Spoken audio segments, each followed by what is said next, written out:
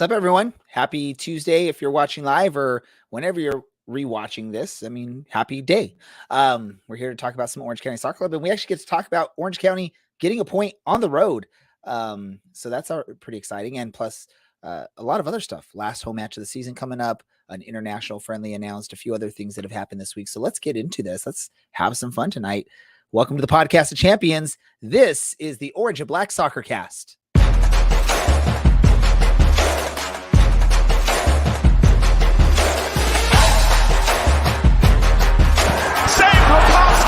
And the air leaves Al Lang Stadium in one large exhale. Trouble. Arozarena's beat. Orange County opens the scoring. It's Thomas. Kuninga scores! The old guard with a new trophy. This is the Orange and Black Soccer Cast, the first and only podcast dedicated to Orange County Soccer Club, its fans, and supporters. Follow us on Twitter at OCSC_SoccerCast or on Facebook at Orange and Black Soccer Cast. How's it going, Orange County? Welcome to another episode of the Orange and Black Soccer Cast, the first and only podcast dedicated to Orange County Soccer Club, its fans, and supporters. I'm your host, Ray Samora, and I'm here to take you through this journey as we discuss all things Orange County Soccer Club. Let's introduce who's going to be helping me out with that task today. First, let's bring him on. This is starting to become more of a normal thing here in introducing the man from Reno first. Brad, how does it feel? I mean, this is now like over the last couple months, this is like your third or fourth time being the first introduced. How does it feel, man? It feels quite good to be the first. I don't know if you can see, but little Flynn is ruining my backdrop by appearing behind me, the little yellow lab. No, it's been an interesting week so far, and it's weird to say that we'll be talking about a game that feels like a win, even though we lost the game. Like, we got eliminated from playoffs. Yeah.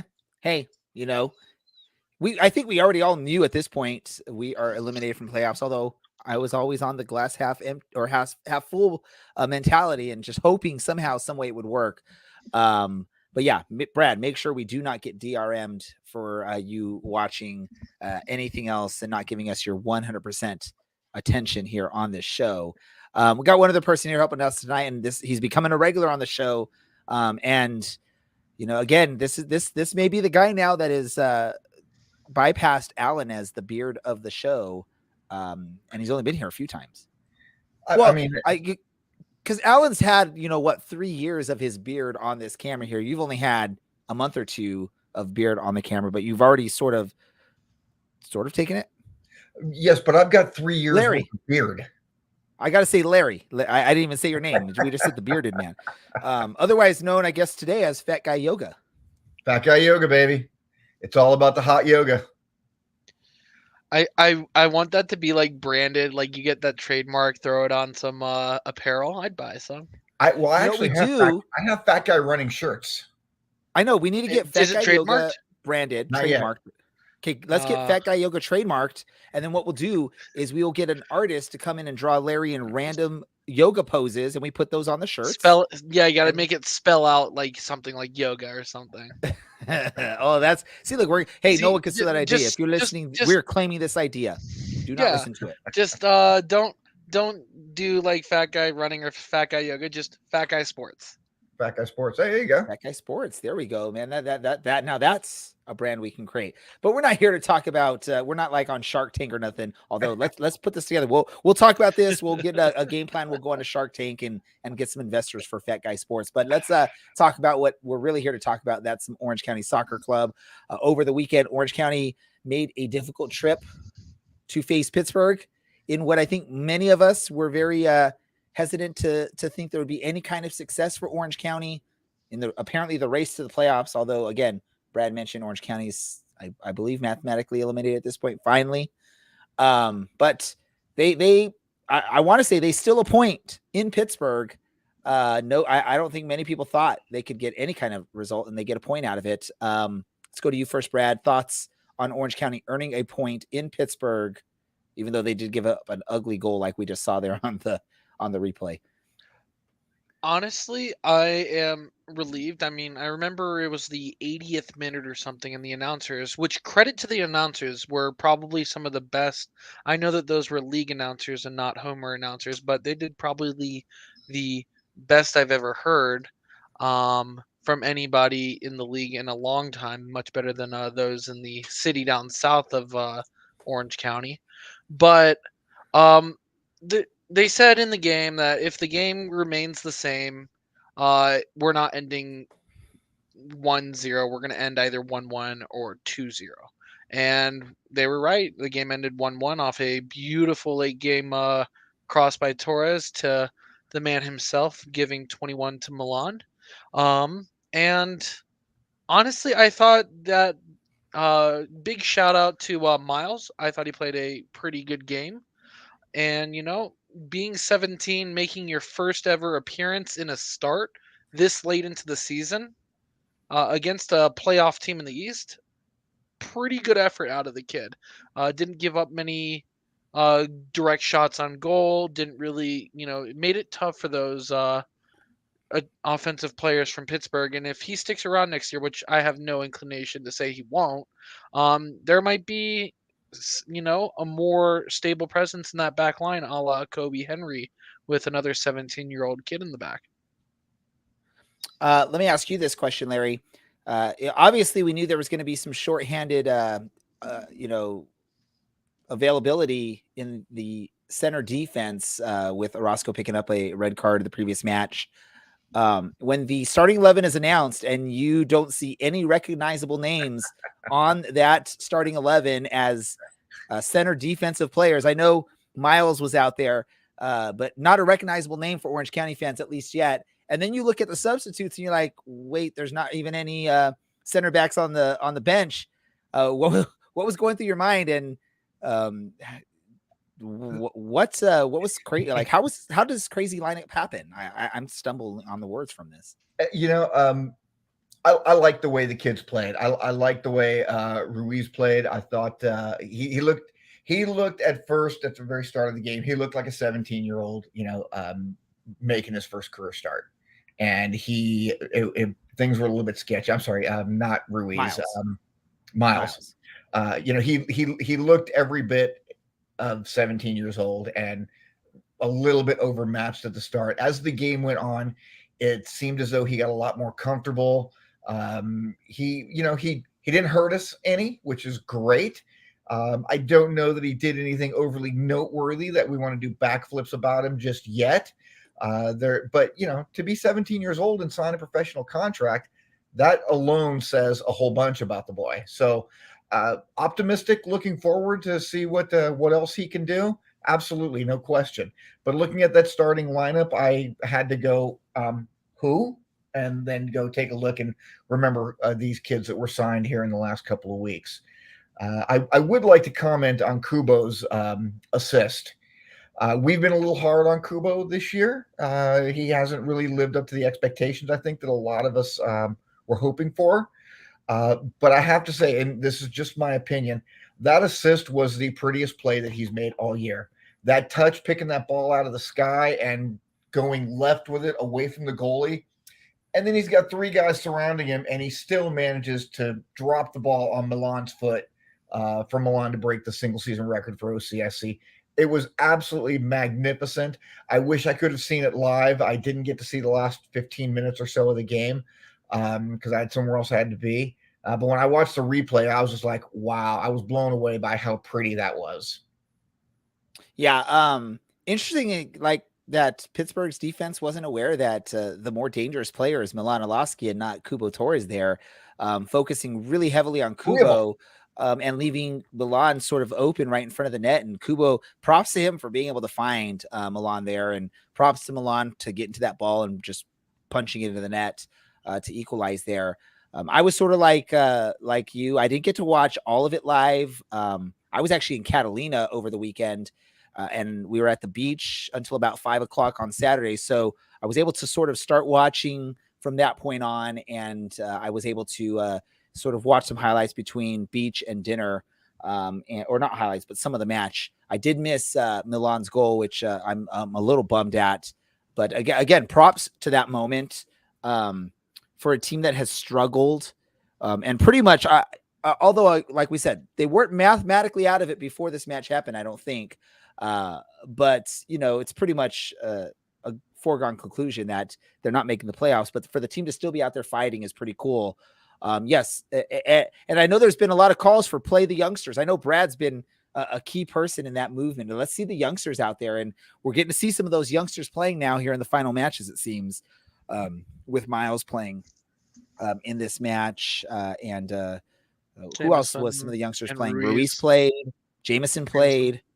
So we're getting to see some of what would be the future. And I'm going to assume, because I think this has always been sort of the game plan for Orange County, is when you sign some of these younger players, it's not just for like 1 month or 1 year contracts. They typically sign some of these players at least for a couple of years, because the whole game plan for Orange County has been, find these diamonds in the rough, develop them, and then you can sell them off, like we've seen with an Aaron Cervantes and a Kobe Henry and whatnot. So nice to see some of that.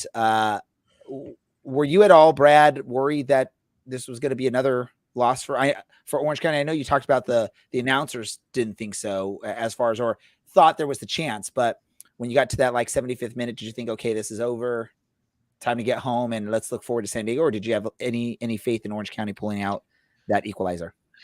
I kind of, around the 70th minute, I kind of gave up any inclination of a win. I didn't give up any inclination of a draw. I thought the team looked pretty good in the second half. Definitely threatened some opportunities, although the final shot was often lacking.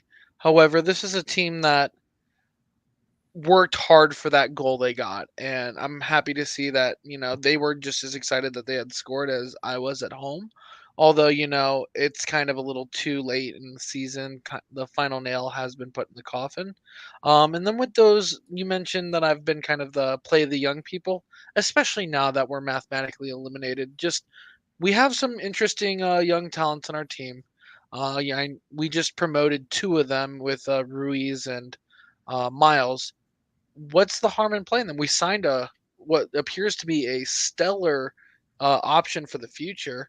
I would love to see Jameson get a good 30 minutes in the next game, 40 minutes, just see what he can do, what he can create, mix him in with Osundina and Olaski. Obviously you want to play Olaski until he can get 25, 26 goals in the year, if he can still get there.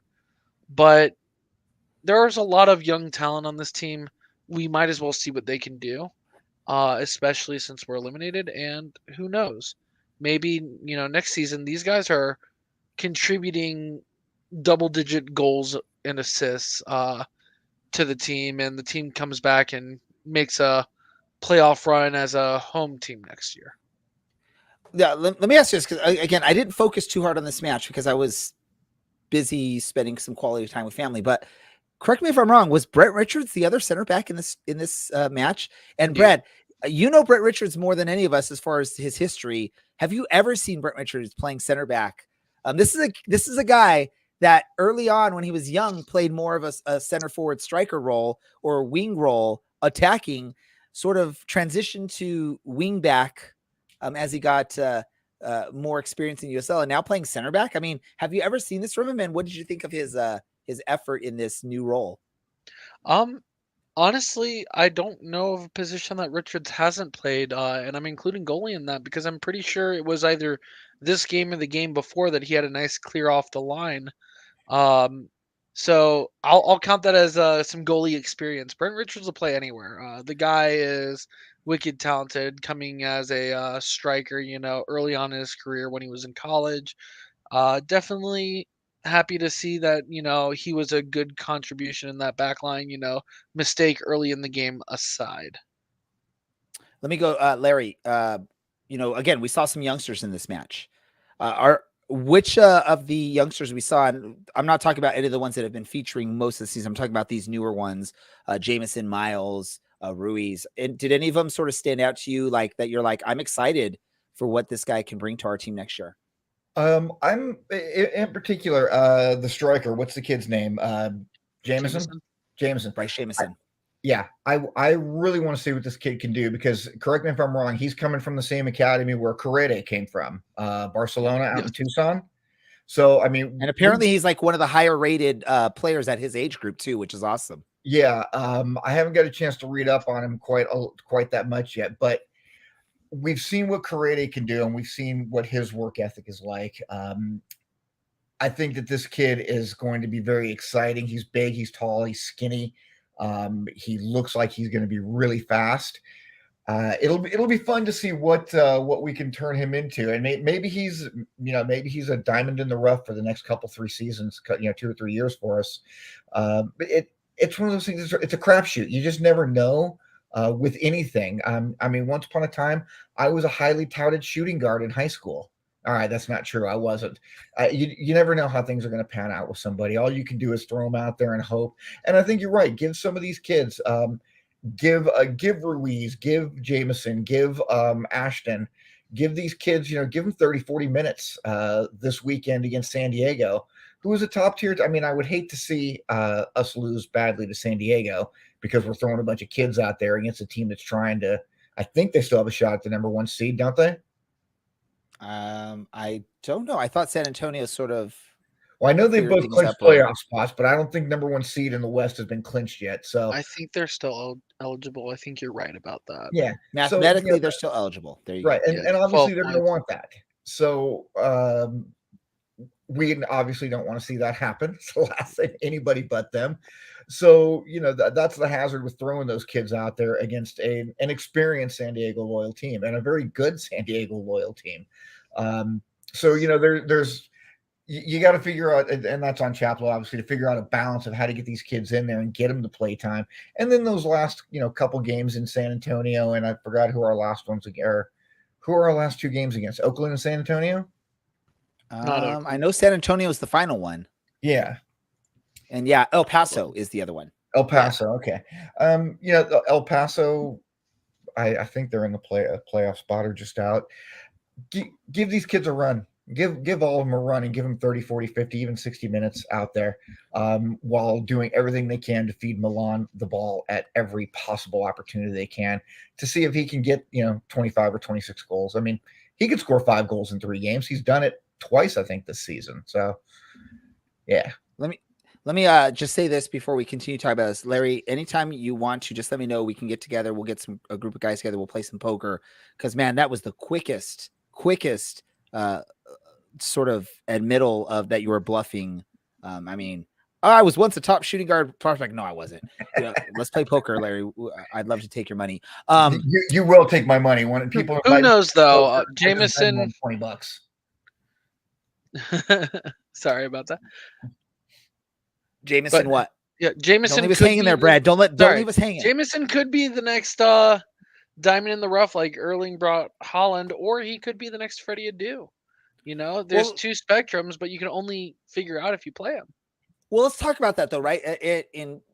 Not trying to get too much away from Pittsburgh, but that's what finding these youngsters is about, right? Probably 1 or 2 out of 10 are going to actually pan out and become something good. The rest of them sort of burn out, or you find out that this is sort of their level. This is where they're going to be good at.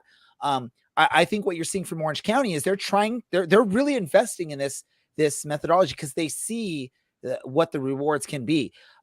This Kobe Henry thing really, really opened up the door to this, not only from the club's perspective, but from other players' perspective, right? Is because the club got Kobe Henry in young, probably didn't, I don't think they paid anything for him. It was sort of out of an academy contract, joining Orange County on a professional contract.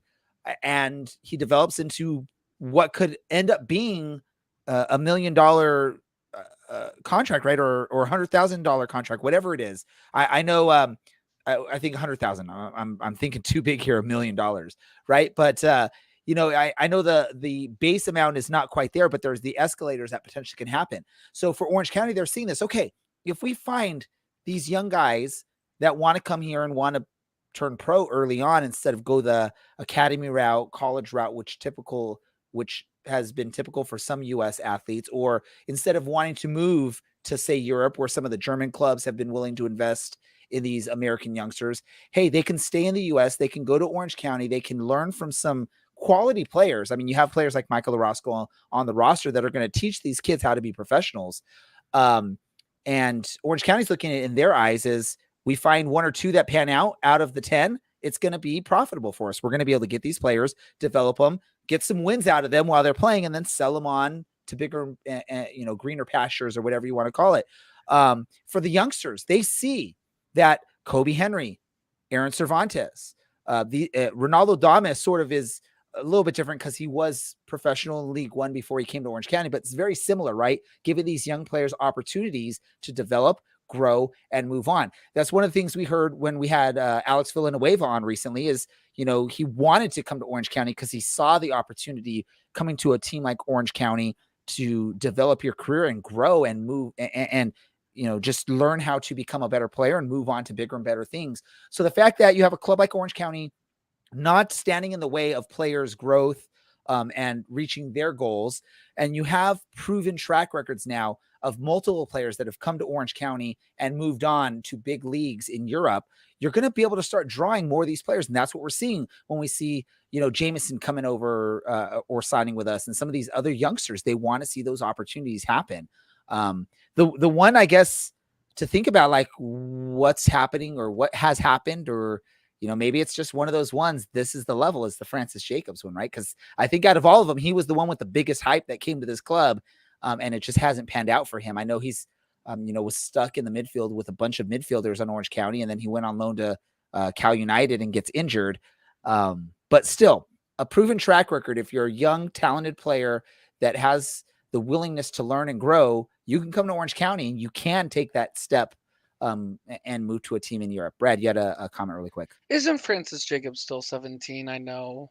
Yeah. I think. Yeah. So there's still time on him too. Yes, but we've seen other players that maybe weren't as much hype come into Orange County and get playing time. He was struggling to even get on the pitch. Very limited time with Orange County. And unfortunately, again, he goes to Cal United and gets hurt, so he doesn't really get to shine with Cal United. Who knows? He still has time. I'm not saying that the chapter, the book has ended on Francis Jacobs. He still has time. He's still very young. But I guess what I'm trying to say is there's been more, or there's been less touted players that have come signed with Orange County and have been able to advance their careers. When you look at a Kobe Henry, and again, some of the youngsters that have come over recently, maybe not quite as young as Francis Jacobs, but they've come over and they've gotten early playing time. I think one of the big frustrations with Francis is many of us were like, dude, we want to see this guy play. Is he legit or not? And unfortunately, that has not happened yet. But again, still time on that. Larry, any last thoughts on any of this we just talked about before we move on? Well, before we look at our prediction scores and then move on to the upcoming match, final home match against San Diego. It's been a tough year, so it's hard to find positives. But I really do think that the positives, obviously, Milan's a definite positive for this season. That I don't think any of us expected this to happen. But these young kids, they are definitely a positive, and the direction that the club is taking in regards to these young kids, absolutely, it's all positive steps. I mean, are we going to compete for a championship every year? Maybe not. But if we can be a team that develops young players, I think Russell said it on the YouTube chat. If we can be that Ajax type of team here in the States, that's amazingly beneficial for the club, for the league, and for our community. So I think if the team keeps doing what they're doing, ain't nobody going to be unhappy and having that star on our chest that we have right now. If we never get another one, that's okay. A lot of teams only win one. Let's look at the Angels, for instance. Let's not look at the Angels. I get bitter. Yeah. Let's not hope we follow in the Angels' footsteps. And right. It's now been a 20-year drought since they last won something. So yes, I had hair back then and it was brown. But no, I mean, to your point, right? We're not going to compete every year for a championship because we're not that team that's going to invest purely in proven talent each and every year. We're a team that's trying to balance the youth development and competitiveness. Yeah, so realistically for Orange County fans, we should expect there's going to be up years, there's going to be down years. That's what's going to happen with the way the team's playing. And it's probably the right way to run this organization in Orange County, where props to the fans, props to the club. They're drawing in fans this year, but still you look at it, it's capping at about, 4,500 fans a match. I mean, honestly, most of us that have been here for, even just 3 years, you look at that number, you're like, that's a really good number from where we were in the past. And we see that in the stadium, but we're not going to be able to have those numbers at some of these other clubs, at least at this point in the club's, structure. Maybe 20 years down the road, you see where we can fit, get 10,000 fans out to a match. And maybe then you're not having to focus as much on the balance between youth, develop, sell to make money to support the rest of the team. And you could do some of the more competitive structure, but by all means, it's fun, right? Because we're all now getting the opportunity to see some of these players that you may someday say, I watched that guy play in a 5,000 seat stadium, at Championship Soccer Stadium, at Anteater Field, wherever it was, and now they're playing in Champions League like a Josh Cohen, or now they're playing in Europe like a Ronaldo Damas. Now they're playing for Rangers, maybe hopefully one day in like an Aaron Cervantes, like on the top team, not the reserve team, right? It's a cool experience now because now you have this connection to some of these other teams. And I know some of us fans have started following some of these other teams because of that connection. I didn't really care about Rangers until this partnership with Rangers in Orange County. And then Aaron Cervantes moves over there. It makes me want to see how Rangers are doing when, European competitions like Champions League or Europe are going on. I'm now watching Ranger matches because of all that. And you're going to start seeing Orange County fans follow some of these other teams around. Kobe Henry is another example. You might see more people check it out. Rennes in Ligue 1. I don't know how the French do that. Do any of you speak French? Go for it. We don't have Dylan on here. Dylan's our resident French speaker. Let's move on. Let's talk about the upcoming match. Final home match of the season. Oh, wait, no. We got to do that. Thank you, producer Andy. That's why we have him here. Let's see where the scores are right now. Again, Larry's now officially part of our podcast, so you got to beat Larry if you want to win anything. And I don't know if anyone even is mathematically possible to beat Larry. How are you doing this, Larry? What's the secret of your success? Are you really that smart about soccer? I still don't even know what a number 9 is. So he's just able to think negatively. No, I think for him what it's been is he's at least able to get one of the correct scores for one of the teams every game. Yeah. And then if you get the result on top of that, it's 7 points when everyone else is either maxing 3 or 0. And admittedly, there were some games early in the season where everybody else was saying, when we were really, really playing piss poorly, it's, we're going to win 3-1. We're going to win 2-1. It's like, no, we're not. We're going to lose 2-1 or we're going to lose 2-0. And I bet against the team, and Russell's still mad at me for it. But, he'll forgive me eventually. Sorry, Russell. Well, here for Russell, he wants to educate you. He wants to share with you what a true number 9 is. And he's giving you examples. Kubo and Ugo are true number 9s. So when you want to know what a number 9 is, just think of Kubo and Ugo. Really quick.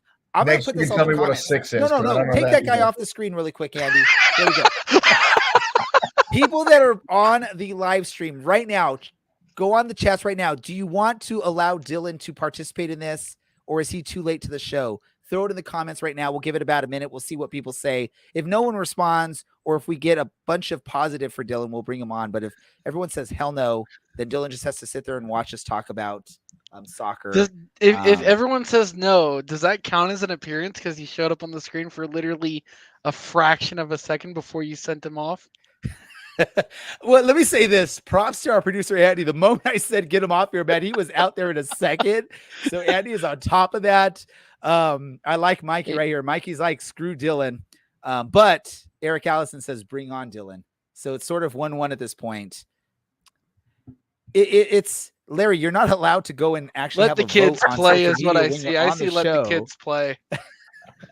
Let's bring him on, Dylan. Come on to the show, man. Welcome. Finally, you made it. We've been going, the start time is 8:30, Dylan, right? 8:34. You have it on your calendar. Probably our time hasn't changed in the last 3 years or something on Tuesday nights at 8:30. So just want to make sure everything's okay there. Yeah, no, it has actually not changed in nearly 4 years at this point.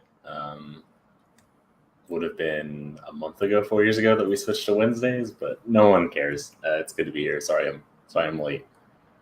No worries. Just give you a hard time. That's what we I like to do here. expect nothing else from you. So you missed our whole talk about Pittsburgh and then about the youth movement. I want to give you like a minute to give you got a minute to cram all of that in there for whatever you want to share about the match against Pittsburgh and the youth movement we've seen with the team from the recent announcements and matches. Well, we were really bad, which probably is not a surprise to anyone because we flew across the country and are also just not a very good team. And it was nice to see that we trusted a kid in the back line instead of a certain entity that has made way too many appearances this season, because as it turns out, it's about the same end result, but we're developing a kid. And it was nice because I remember Kobe Henry had a very rough go of things for probably a month and a half before turning into actually like quite a very good player. So why not do it now? All these matches are dead rubber anyway, so let's just develop some kids and feed them along the ball, and hopefully we can have a couple positives from this game. Or we from talked the a little season, bit about this. I want to ask you this quick question. When you saw the lineup, including the starting 11 and the bench, and you saw no center backs that you would recognize name-wise on that lineup, were you at all concerned with what maybe what was going on with, were you thinking Chaplow must have lost his mind at this point? And what do you think of Brent Richards, the center back? It wasn't pretty. I think it's a waste of his ability, to be completely honest, but it mostly worked. And I was glad to not see names I recognized because, Orozco was going to miss out due to suspension, and, a certain other player, a certain other entity. Yeah. Like, why? We already know. Dylan is scared to say his name. Dylan, just say the name. I don't care to see Albie Skendi play again this season, and I definitely don't care to see him play in the back line because he's not good enough, frankly. Dylan, Skendi or Richards as your center back going forward? Richards, absolutely. Are you kidding me? All right. I promise you, we're going to try and get Albie Skendi in before the season ends because I want to hear a conversation between them. I'm just going to we'll set it up with like a UFC fight theme, and we'll just get the two of you on here talking back and forth. It'll be fun. But yeah, we got to move on because it's already. And I just bashing him over the course of the season for him to listen to. Yeah, we'll get highlights of all the shows that all the things all of us have said about Albie. We'll play that highlight reel for him, and we'll see what he has to say. Man, that is an hour-long show before he's even on. Let's talk about this final home match. Hosting San Diego. We've already talked about a little bit here. I think Larry wants to see some of the kids out there as long as we can still be competitive against San Diego. I'm going to go to you, Dylan, because we've heard the least amount from you at this point. What is Orange County's game plan against San Diego to get a victory here? Or is it more, let's just play, hopefully we steal a point, but let's see what the youngsters can do? Yeah, game plan for getting a victory is hoping they forfeit for no reason, not for a reason that they generally do or have forfeited 2 games in the past. I was going to say, I don't want to see a forfeit like that. I don't want to see like them walk off the field because one of our players said something that they shouldn't or something like that, Dylan. Yeah. Play the kids, man. Play the kids and feed them on the ball, and hopefully he can get another goal. Goodrum or whatever from Memphis is he's out this week due to suspension, so this is a chance for Milan to, if we're lucky, kind of cement his lead there, and hopefully make it a little bit too big to overcome. I don't see us getting anything in this match. Hopefully no fist fights this time around, but seriously, we've struggled all the time against San Diego, it feels like. I mean, there's been some victories in there, but they haven't been good performances. And I can't think of too many bad performances that we've actually come away with all 3 points in this season. So I think for Orange County with this match, right, if they get a result, it mathematically knocks San Diego out of any chance of first in the West. I know it's already sort of scary. Actually, I was just looking at it. San Antonio's up 12 points. They've only got a tiebreaker. Well, 12 points with 3 to play. So the best Yeah. that San Diego. Oh San Diego yeah, could do what is were we 57. what were we thinking earlier? Who Yeah, who it's- said that there was still mathematically possible? I think that was I Brad. wasn't sure. I had to, Yeah, I, had to look I at the was table. gonna correct myself in the missing section of the show. Oh. I figured it Well, wasn't. now you worth made me me look interrupting dumb, again. Brad. So thank you so much. I never look dumb, and It you made me doesn't look take dumb for much for once. any of us to look dumb. San Diego, basically with the table as it is, San Diego's more or less. I mean, unless somehow Colorado can outscore their opponents by 12 goals, San Diego's got a plus 17. Colorado's got a plus 5. Colorado's chasing 6 points on them, and Colorado only has 2 games left to play. So 1 point, and San Diego. I mean, San Diego has second place locked up. So really, San Diego could be playing for nothing Saturday because they're not going to go up. They're not going to go down. They are the second place team in the West. And they may not want to get hurt. They may want to not want to get hurt. So maybe we see San Diego, playing some of their second team guys, and maybe we end up with a competitive game because we play the kids out there. Who knows? So here's the benefit for us, right? Because you're looking at San Diego, they have 3 matches to finish the season. This is probably the match if you're looking at it. Okay, we've got second place. There's no chance at first. There's no chance of us falling to third. Let's rest our players maybe for this upcoming match, maybe one more match, and then bring our starting lineup back for that final match so that they can start getting a little bit of a form and stuff like that. So this is like the perfect opportunity for Orange County to steal 3 points from San Diego. I know Dylan's very pessimistic on that, but Larry just made the argument. Dylan, does that change your mind thinking that maybe this is a match that San Diego sort of just gives away because they don't want to risk anyone get hurt? They've already sealed their position. And then over the next 2 matches, now they build up for the playoffs. Or do you really think San Diego comes full strength and attacks us? Or thirdly, do you think even if San Diego goes to their like second tier team, they still beat Orange County? I'm going to answer these questions in the best of my ability backwards. Yes, they will probably beat us if they play their second team, because even if they played their kids blanked our kids 3-0 last time out. That was all of like 2 weeks ago. So it doesn't bode well for us in that regard. Do they sit back and just hang out? I don't think so. This is a chance for, if they play fringe players, a chance for their fringe players to maybe argue for bench spots or maybe argue to start as they head into the playoffs. And of course, no team wants to go into a run of bad form going into the playoffs. Was there another question? And does it change my thoughts? No, I don't think so. I am, even if it was the academy versus these academy kids here, I get things are a little less consistent at that level, but I still don't see us winning. Brad, thoughts of this upcoming match? Can Orange County pull off a victory? What are your thoughts? I think the only way Orange County can pull off a victory if they goad a Northern Irish player into a typical street brawl. I know Dylan was alluding to that earlier, but getting Mr. Kyle Vassell to fight. This time we won't have Longmire. I was gonna say we don't have Longmire there to be the antagonist. So let's get Kieran out there just to stand there and just talk to yes. Vassell. Hey, he's differently abled at the moment due to that hip operation of his, so I don't think it's fair to put it. That's why I said he just stands there and talks an to old man who is injured out there. That's messed up, Ray. I mean, Eric in our comments said it. The only thing that Orange County really has left to do this season is just give the ball to Milan as much as possible, and just let him go try getting 25 and 26, because at the end of the day, I think that'll boost his value and the club's value. And there's not really much else to play for except for making the kids look good out there. As for the actual result of the game, it'll be interesting. Quiz for anyone, not just you guys, but anyone in the chat, anyone listening. Has there ever been a USL Golden Boot winner that was on a last place team? That would be an interesting trivia question to try and find out the answer for. I think I heard somebody talking about, one of the announcers talking about in one of our games, that there has been a couple of times, there's been 2 times where the Golden Boot winner did not make the playoffs. But Golden Boot But we don't know if they were last place team. Last place team, that I don't know. All right.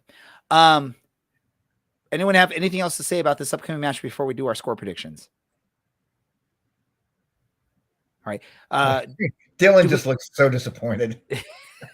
He joined us for the right time for this chat. So sad this year, Dylan. I think Dylan has taken on that role this season of I'm just going to be negative about everything.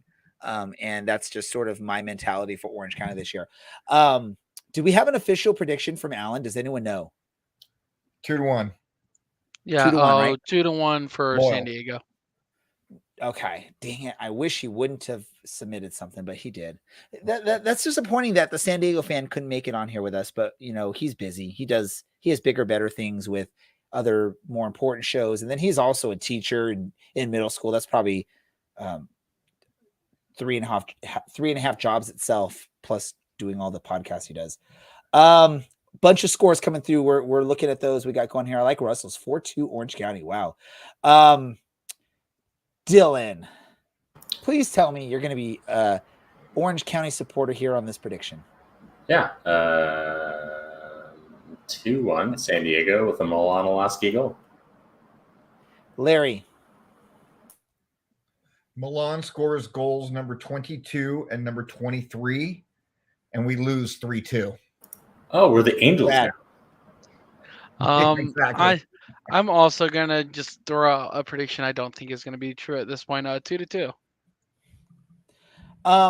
Is there anything like what happens when a player scores 4 goals? What's that called? Hambone. Huh? That's what it's called in bowling. It's called tying the record. Oh, I love that. So a hat trick +1 from Milan Olaski against San Diego, and we're gonna win 5-0 against San Diego. Look, I'm reversing that. Orange County 5, San Diego 0 in this match. Ooh. Where do we go from here? Other soccer stuff. Anyone have other soccer stuff they want to share at this point? Absolutely. FIFA 23 came out last night. Larry, I'm undefeated in foot. I'm undefeated in foot right now. We got to play each other because I don't care what system you have. It's cross-platform now. I'm going to beat you, man. On foot, though. It has to be foot. I really only do career mode, but I'll give it a go. I'll play it just for fun. Put a foot team together. We'll play, and we can let Dylan and Brad do the play-by-play in that match. But the really fun part about this year's game, because I'm a huge fan of the show, you can play as AFC Richmond, and you can be Ted Lasso as your manager. It's amazing. And you can, I believe, give me if I'm wrong, Ronaldo Damas should be available to sign on the team on the game. Right? Damas he is rated as a 61. Which I think when I've gone back and look at other like Orange County players prior to joining the club or whatever, that's sort of where they sort of rate some of these players that are at our level. But what kind of pace do they give them? That's what I want to know. Years ago, what kind of pace do they give them? Do they at least give them good pace? I'll look it up and let you know. Shame on FIFA for when they finally start adding women's leagues into the game. They also add in fictional sports teams. Add more women's teams. The women's game is actually like up and coming. Let me ask you, Larry. Yeah. So if you do create a foot team and you're able to, because you can use Coach Lasso or Coach Beard as your coach, which do you pick? Coach Beard, come on. Okay. I just want to make sure. I mean, you sport the big old beard. You have to go for Porch Beard, right? Coach Beard. Definitely. Our producer put on some other soccer news on there. Go ahead and bring it back up, Mr. Producer, Andy. And that's the upcoming friendly during the World Cup break. Well, at least for Europe, we'll be done with the season. We'll be on an off season here, but Orange County Soccer Club hosting Hamburger SV. Pretty sure it's just hamburger. I like that our producer put hamburger. There's no burger. No, I think he has it right. Dylan, is it right? Tell us. Right. Yeah, it is actually. See, it is right, Larry. Do not question producer Andy's. It's because it wasn't Ray doing it. Yes. Thoughts on that, Dylan? Are you gonna try to attend this match on a Tuesday night? I don't know, man. I was gonna say, aren't we gonna be recording an episode? But I guess the season will be over at that point, so it doesn't really matter. Well, no, we could do like a live episode from the stadium while the match is in session. That we could. We could just, We could, in theory, just stream this game. And then have a player come over after the game. We'll still be live. They can come talk to us and have a pint with us. Memories. It's cool. I get why it's Hamburger too. Obviously, the Rangers connection here, and since they're in the 2 Bundesliga, I think they're not going to have anyone going. It was funny to me when we announced it, because I was just thinking, well, I couldn't remember exactly if we were out, like officially out of the playoff contention or not. And I was like, this doesn't bode well. Good for us for prepping this thing, and it should be financially successful. And that's a good way to end off the year, because there is going to be a solid close to a month with no footy where they will still be on the hook for player salaries and office salaries and all that stuff. So let's push a game into there. Right? Yeah, why not? And you know what? If it builds some sort of friendship or some sort of local interest with German fans, just means we probably get better beer in the stadium. So not an issue. There we go. Right. And that is a positive, right? Is we sort of got some Scottish fans that sort of started following us because of that partnership with Rangers. And this is that Rangers partnership going on here. Maybe you get some local Germans that are gonna be like, if I'm going to support a club, let me follow this Orange County club. If not just because they at least are playing a team that I remember watching back home. Brad, any disappointment that this sort of Rangers affiliation friendly is not against Rangers and it's instead against the German side? Why would I be disappointed? A quote unquote international friendly against a well-known team in the world. Obviously I doubt they're going to be bringing over their top stars, but if they do, it's a nice little World Cup break match that they can get some minutes in a country in a nice little area where it's going to be a little bit warmer than back in Germany. No, it's good to see, and hopefully at the worst, it's just a game that goes on and some scouting that gets done by a foreign team and workouts for a foreign team. Maybe some of our players, get some interest. I'm going to wonder, why wouldn't they bring their full roster out here? It's international break because of the World Cup. They probably want to keep their players fit. They're coming out to warmer weather. Even if it's just to play for 5-10 minutes in a match, it's still like a workout for them and it's still training for them. And why are you so negative on the fact that they might not bring, their top players out here? I'm not negative on it. I'm just, it is halfway across the world for them, just about. It's a long travel, and even though they don't really have to deal with the whole back and forth, and getting ready for their next match maybe as quickly, it's still a lot of travel. And do you want to risk some injury on a field in the middle of Southern California? Luckily, we have really great field conditions for them to play on out here, so not risk the injury in Orange County. Larry, last thoughts on this friendly? Are we excited? Are you going to be there? Oh yeah, no, I'm absolutely going to be there. I'm looking forward to it. I don't know if you guys know, but I actually lived in Germany for almost 6 years, so very familiar with a lot of these teams. But apparently, you thought it was Hamburg and not hamburger. Well, it's pronounced Hamburg. I used to be able to just give you a hard time, Larry. Just give you a hard time. I can't read it worth a crap. No, I think it's going to be a lot of fun. And, again, like somebody just said a second ago, it's a chance to maybe showcase some of our players to an international team. Maybe Milan Lasky goes out there and scores 3 goals, and next year he's playing in Bundesliga 2. There we go. Any other soccer stuff, Brad, Dylan, Larry, that you want to share? Yeah, before we move on to I have one thing to talk about. I wasn't as PG-13 when I mentioned this earlier on the Discord server, but a bunch of grown men go into the middle of a brothel with thousands of dollars and can't score. More on the U.S. men's soccer team later tonight. Ouch. The U.S. men's soccer team has looked absolutely abysmal over their past 2 friendlies against Saudi Arabia and Japan, and allowing 2 goals for those are powerhouses. Team.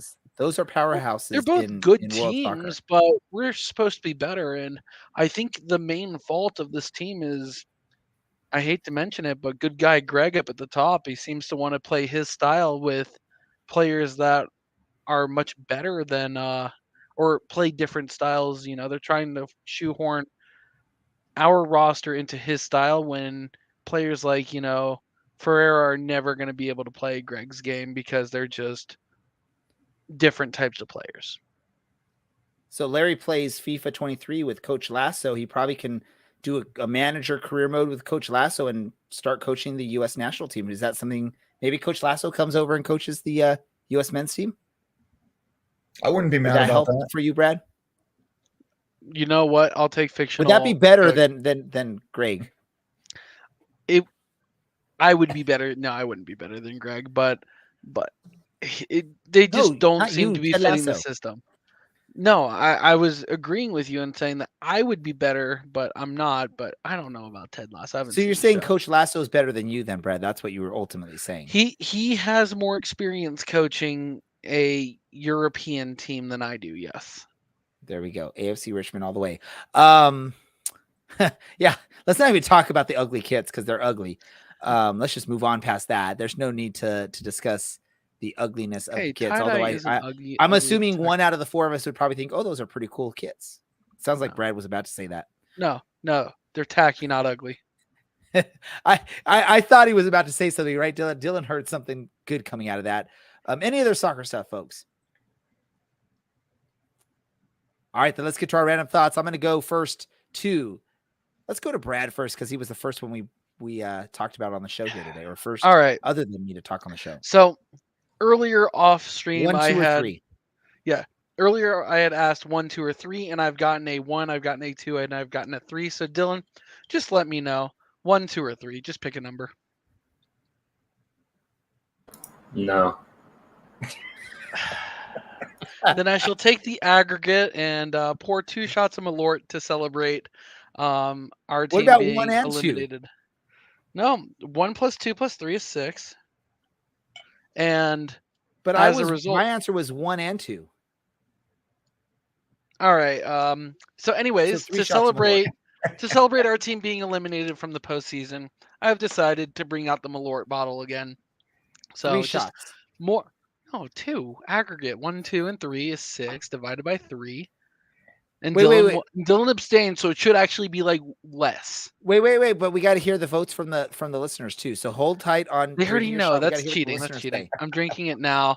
My random thought is I don't have a random thought actually. Just Malort.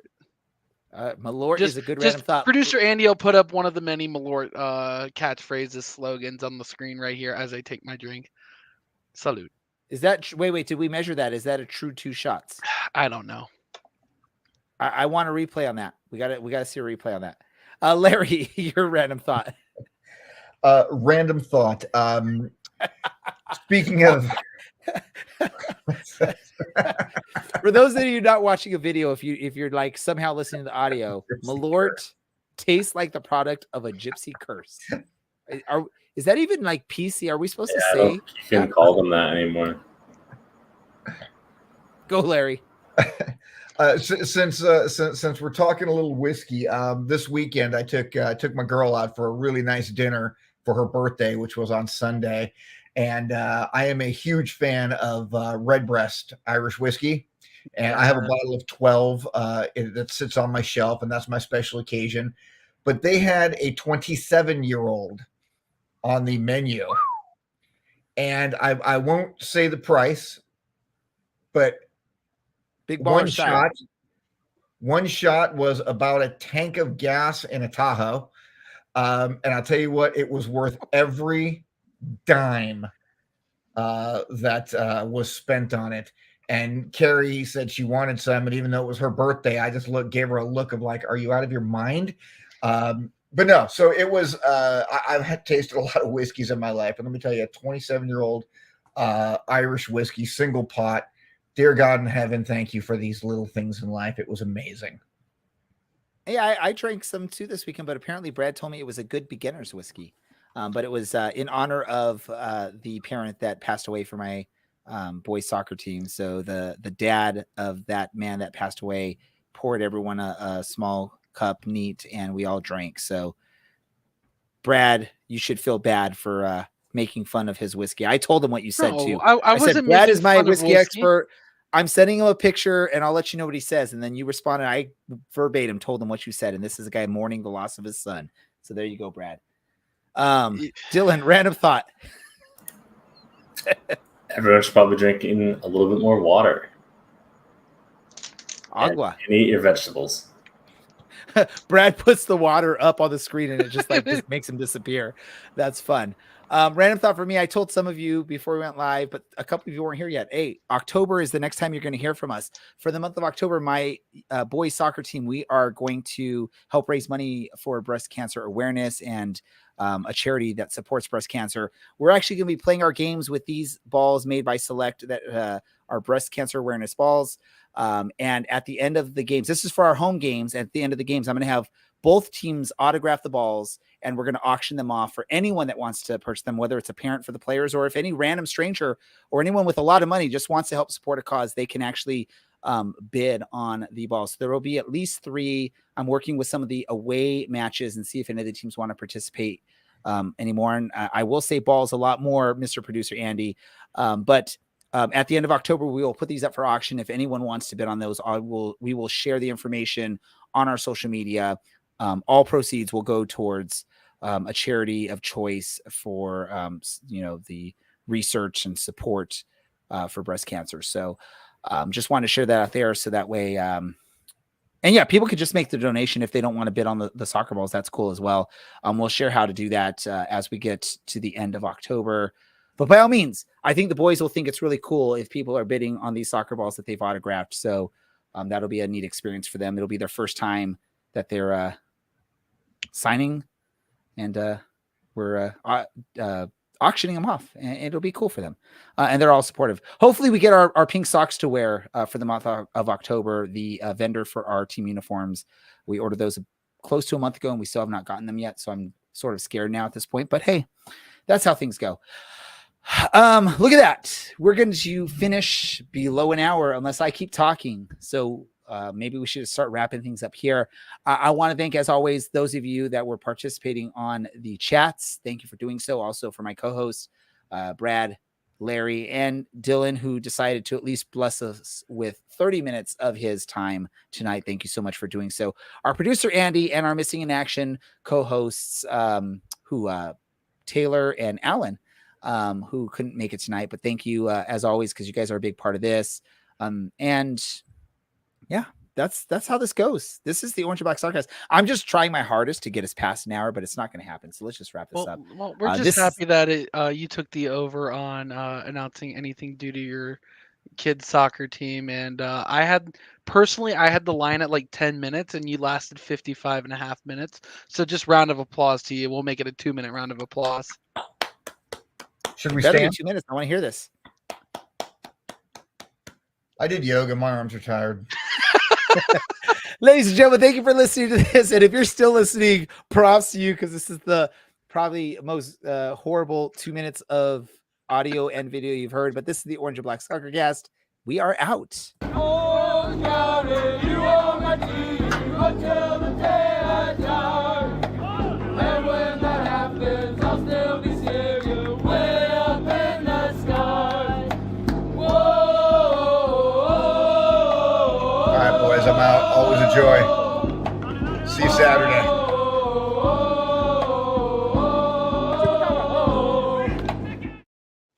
Balls.